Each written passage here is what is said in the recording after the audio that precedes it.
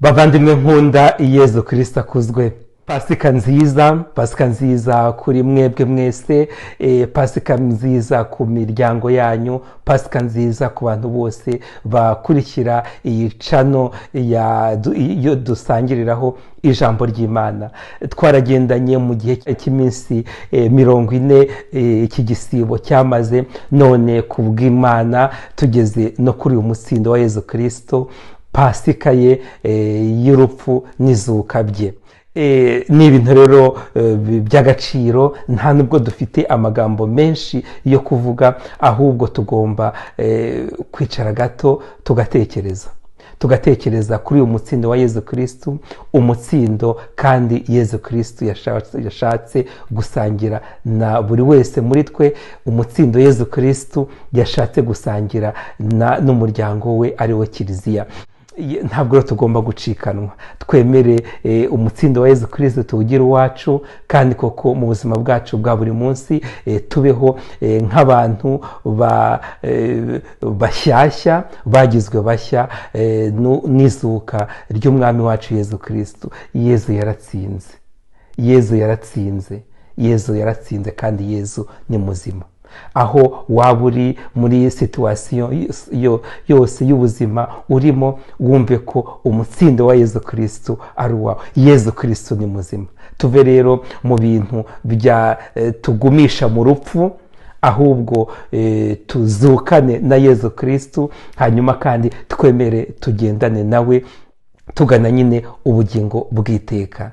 Ngo ryabuye ryari rikinze imva ryakuweho, hanyuma Yezu Kristo asohokamo n'umutsindo we w'agatangaza. Nawe rero nimba utsikamiranywe n'ibuye ry'urupfu, wumve yuko iryo buye ryakuweho n'umutsindo wa Yezu Kristo, hanyuma wemere Yezu Kristo, mugendane, kandi Yezu Kristo aragenda atanga impano z'akataraboneka. Ndashaka rero ko kongera kubabwira ngo pasika nziza, nifatanyije na bashiki banjye biyeguriye Kristo umwami, baririmba umwamikazi wo mu ijuru niyishime, kuko twishimane n'umubyeyi wacu Bikira Mariya. Hanyuma we kuko yamenye neza icyo umutsindo wa Yezu Kristo usobanura, natwe adufashe kugira ngo mu buzima bwacu twakire uwo mutsindo, kandi koko tugendane nawe, twemere inama tugira kugira ngo tubeho nk'abantu koko bazukanye na Yezu Kristo, kandi bashaka kubana nawe ubuziraherezo. Nk'uko bisanzwe no kuri uyu munsi wa pasika, turahurira mu ijambo ry'Imana uko ryanditswe na Yohani ku mutwe wa 20 kuva ku murongo wa 1 kugera ku wa 9. Turihuriremwo, hanyuma twongere turyoherwe no kugutsinda kwa Yezu Kristo n'intsinzi ya Yezu Kristo ariyo yacu ubu n'iteka ryose. Ushobora byose nabaha umugisha, Imana Data na Mwana na Roho Mutagatifu. Amen.